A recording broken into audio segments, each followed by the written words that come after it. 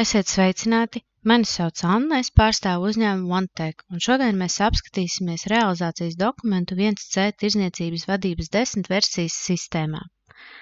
Pieslēgsimies sistēmai.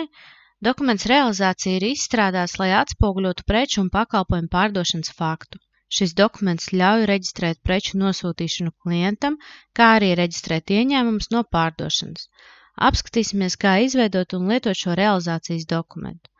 Lai izveidotu jaunu realizācijas dokumentu, izvēlamies šūnu dokumenti, pārdošanas, preču un pakalpojumu realizācijas. Mums atverās dokumentu saraksts. Pie šī saraksta mēs varam nokļūt arī ar ātrās piekļuves pogu preču un pakalpojumu pārdošanu. Lai pievienotu jaunu dokumentu, spiežam darbības, pievienot vai arī ar plusiņu pievienojam jaunu dokumentu. Mums atveras jauna dokumenta loks. Atvērtajā logā varam izvēlēties darījumu partneri no kontrahentu saraksta, iestatīt pārdošanas un apmaksas datumus, pievienot preces vai pakalpojumus. Šīs preces un pakalpojumus varam izvēlēties gan no jau esošā kataloga, vai arī varam pievienot jaunu preci vai pakalpojumu. Organizācija tiek pievienota pēc noklusējuma. Dokumenta izrakstīšanas datums arī tiek pievienots pēc noklusējuma, bet, ja ir nepieciešams, to var mainīt. Izvēlamies arī darījuma partneri no kontrahentu saraksta, vai sākot rakstīt darījuma partnera nosaukumu, viņš mums piedāvā variantus. Darījuma partnera līgums tiek pievienots pēc noklusējuma, kas ir izvēlēts darījuma partnera līguma kartītē. Ja ir nepieciešams, varam pievienot arī pircēju pasūtījumu, ja šim partnerim ir tāds. Ja nav, tas nav jāpievieno. Dokumentā ir vairākas cilnes. Šodien apskatīsim cilnu preces, pakalpojumi un papildus. Cilnē preces varam pievienot preces, kā jau minēju iepriekš, no preču kataloga vai pievienot jaunu. Pievienojot preces, tās tiks norakstītas no kopējā brīvi pieejamā preču skaita.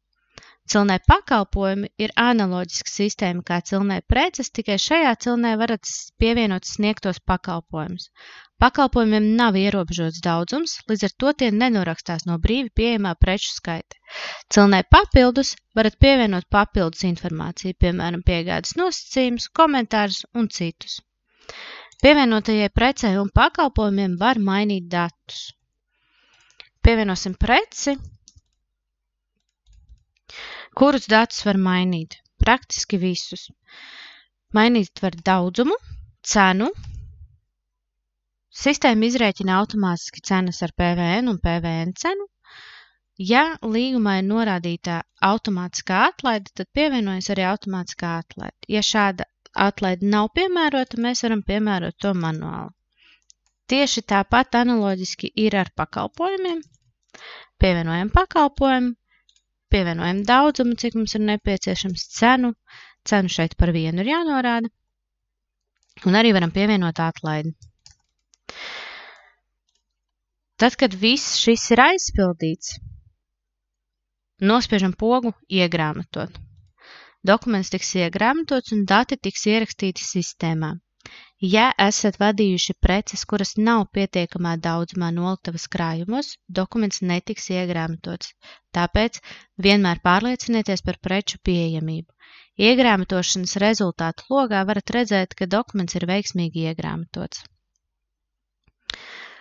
Lai izdrukātu šo dokumentu, spiežam uz drukāt un izvēlamies nepieciešamo dokumentu veidu. Tā var būt gan pavadzīme, gan rēķins, gan akts, gan elektroniskais rēķins un tā tālāk. Visu, ko jūs redzat šajā logā.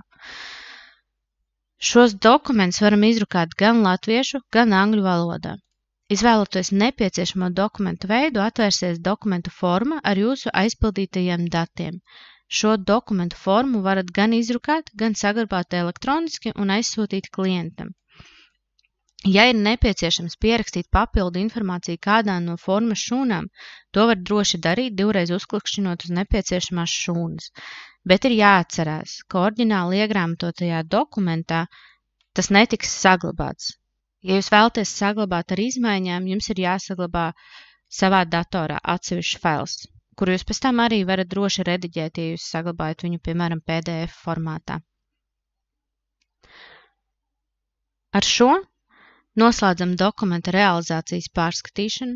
Ceru, ka šis video jums bija liederīgs. Ja jums rodas kādi jautājumi, sazinieties ar mums, izmantojot ekrānā redzamo kontaktinformāciju. Paldies par uzmanību un jauku atlikušo dienu!